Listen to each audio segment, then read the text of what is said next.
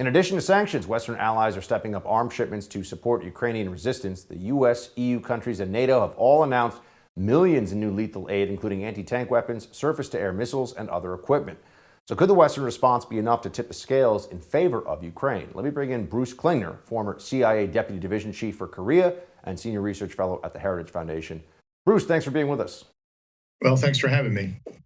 Before I get to the Western response to all this, I just wanted your take, because I think there's so much back and forth over this, on the Ukrainian fight back against this invasion. How is it going now that we're a few days into the Russian blitzkrieg?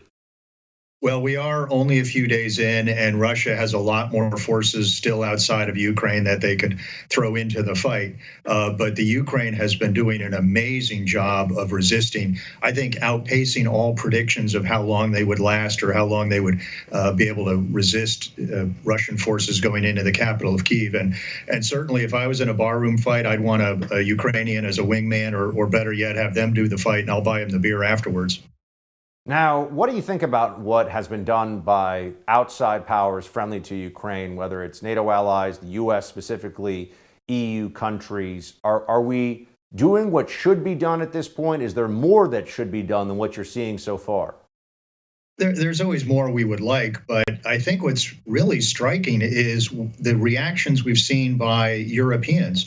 I mean, we have the Swiss sort of overcoming their usual neutrality, and they're willing to take financial actions against Russia. We have the Swedes sending weapons to Ukraine, the first time they've done that since 1939, and supporting Finland.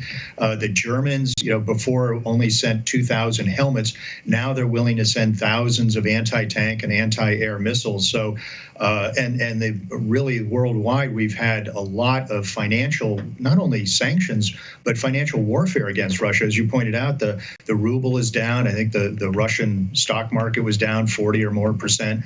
We're really doing a lot on the financial side, and Ukraine is obviously taking the brunt of the military weapons side.